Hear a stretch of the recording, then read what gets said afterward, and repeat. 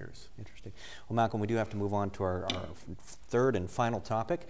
Randal O'Toole is a Cato Institute fellow who doesn't much care for heavy-handed government interference in urban development. He's in Wichita to speak on that very subject and joins us now with his thoughts. And Randal, first of all, thank you for being on the program. We appreciate you being here today. Thank you for having me. Yeah. Tell us a little bit about your thoughts on, this is something we've discussed on the show before, of course, our local urban development and how the government is involved in that sort of thing.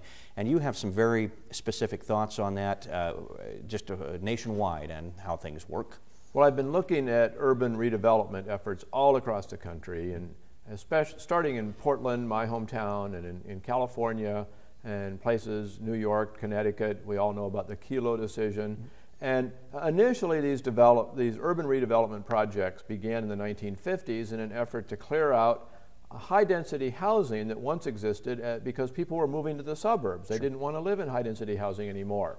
And so it was a way to help overcome the problem that you had all this infrastructure there that wasn't worth anything and it wasn't worth tearing down, and so the cities would tear it down and then offer the land to developers so they could redevelop it. Sure. And it sounds like a good idea in theory.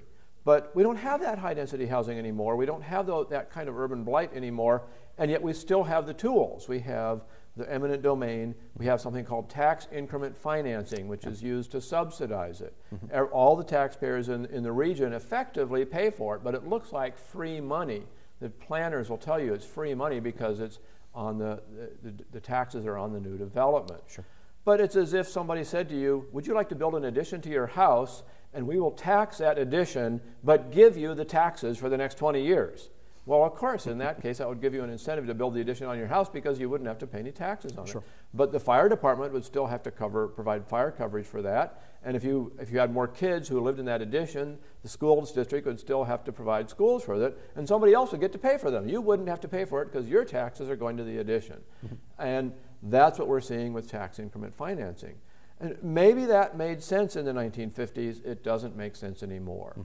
The real problem is it creates a moral hazard. That's what the Economist term it. When you go to one developer and you say, okay, we'll give you tax increment financing to put in this hotel, then another developer says, well, I was going to put in a hotel too, but now I'm not going to unless you give me a subsidy too. Sure. Pretty soon, everybody wants a subsidy, and you end up with the ordinary taxpayers either losing urban services or having to pay much higher tax rates to cover these things. You talk about the TIF districts, and that's an interesting thing because that's something that has been debated at length here in Wichita, other towns in Kansas, obviously, and it's as you say, it's a huge bone of contention for some folks because some developers get it, some don't, and there's a real issue there. But then I think the people on the plus side say, well, gosh, if we didn't do this, then you wouldn't have a thriving downtown area in Wichita. You wouldn't have an old town, or you wouldn't have a water walk that, some may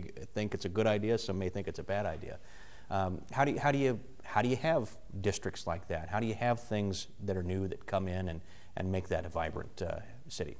Well, the research that's been done on these kind of districts has shown that at best it's what economists call a zero-sum game.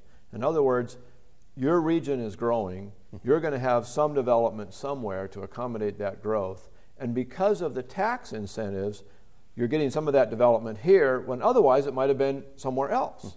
It doesn't mean your region is growing any faster, it just means that you're subsidizing some of the people in the region at the expense of everyone else. At worst, it's a negative-sum game, which is that you've raised taxes or you've cut urban services to pay for these subsidies. And so newcomers or new businesses are going to say, well, we don't want to be there. We want to be in a place that has lower taxes or has better urban services. And so studies have shown that cities that do not offer tax increment financing will grow faster than cities that do have tax increment financing. So you have a situation where you're a property owner and you don't get the benefit of this. You would pay higher taxes, and somebody's not going to decide to develop your property, so you end up paying twice. I'm a property owner, and I get the subsidy, plus I get the reward from doing that development on my land, so I win twice. It's a wealth transfer. You pay, you lose, I win, and of course I'm going to be in favor of it. Sure. You're going to be against it, but the thing is, with a few property owners who win a lot and everybody else who loses a little, The ones who win a lot are the ones who get heard. Everyone else gets drowned out. But Randal, how do you develop areas then that may be less desirable areas of your city, like for example the core areas of downtown? And you know, I think Wichita is like many other cities across America. Everything moved outwards. Those core areas kind of just decayed. How do you take care of places like that then? Well, you look at cities that don't offer tax increment financing, and you see that these areas follow cycles. Yes, they look like they're decaying, but then rents go down and somebody has a good idea and they come in and they put in a fantastic restaurant, and somebody says, hey, people are going to that restaurant, let's put up a store and take advantage of the restaurant goers, and pretty soon the district is thriving again. And you don't have to have tax increment financing for that to happen. I understand Old Town here began to redevelop before they offered tax increment financing to the redevelopment. And if anything, that tax increment financing just supported the development that was already there. It didn't need it, and yet the city was doing it. So what you're saying is basically the free market system. People will come in and they will develop those areas if left to their own devices. That's right, although with an important caveat. If you have like a historic district, you might have too many regulations impeding that development.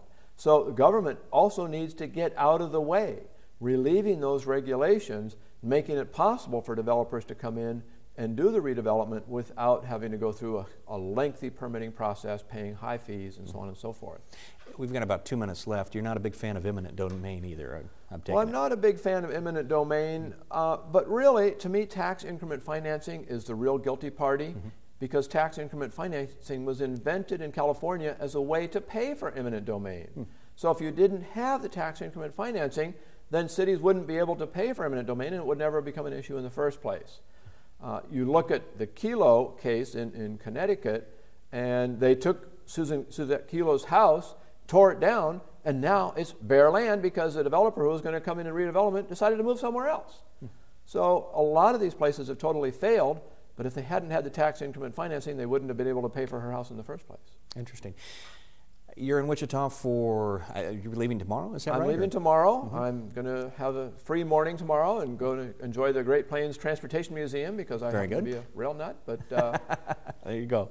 What kind of things have you done since you've been here? You've talked to several groups? Talked to several groups and taken a tour of the area, looking at the downtown area and some of the suburban areas. And this is my first time to Wichita, and it's a very attractive place. Anything surprise you when you see those things, or is this pretty typical from what you've experienced? It's very typical, and it's a little bit sad to see the subsidies that are going on. It's a little bit sad for me to see Wichita in the very early stages of the kind of urban planning mythology that has overtaken so many other cities and led to me, huge disastrous public investments in ridiculous projects.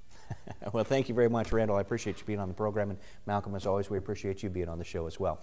That's all the time we have left. If you have any questions or comments about the show, please email me at kansasweek@kpts.org.